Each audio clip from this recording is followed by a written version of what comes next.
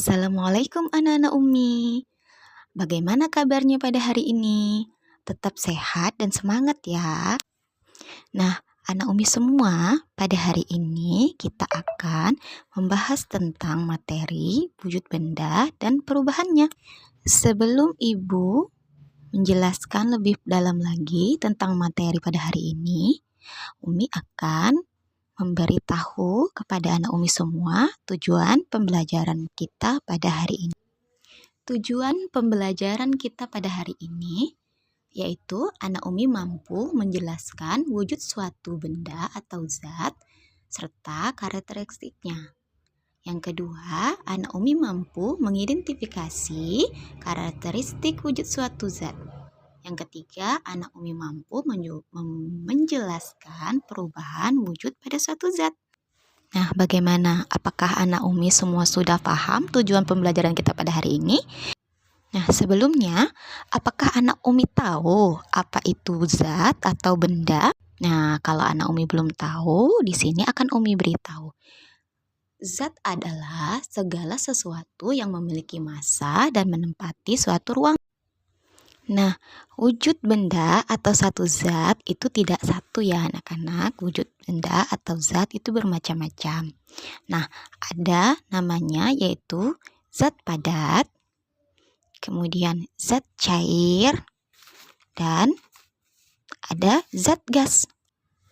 Pastinya ketiga zat tersebut memiliki sifat dan bentuk yang berbeda-beda. Pernahkah anak Umi tahu contoh benda padat di sekitar kita atau benda cair dan gas di sekitar kita? Benda padat di sekitar kita itu relatif bersifat tetap dan tidak berubah. Maka dari itu setiap zat memiliki ciri dan contoh-contoh. Misalnya wujud padat atau benda zat padat itu memiliki ciri-ciri bentuk dan volumenya tetap.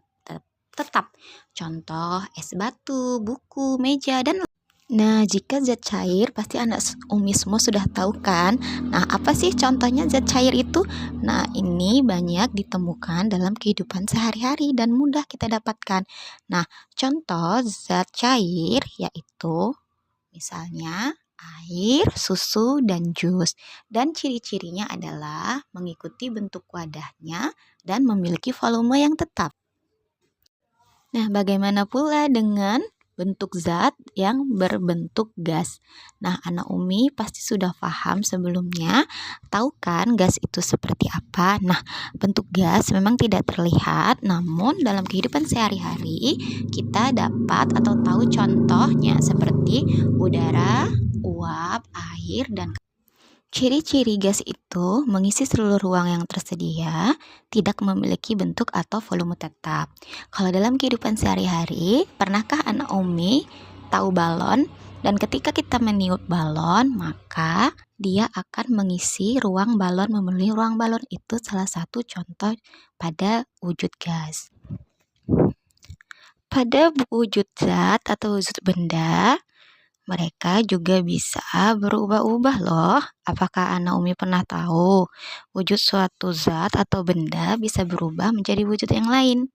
Nah, pernahkah anak Umi melihat es batu dan dia mencair? Nah, itu salah satu contoh perubahan pada zat. Nah, perubahan pada zat itu terbagi menjadi 4. Yang pertama, perubahan wujud zat padat jadi mencair. Kemudian ada yang membeku, menguap, dan mengembung. Mari kita bersama membahas tentang perubahan wujud suatu zat. Yang pertama, contoh perubahan zat mencair.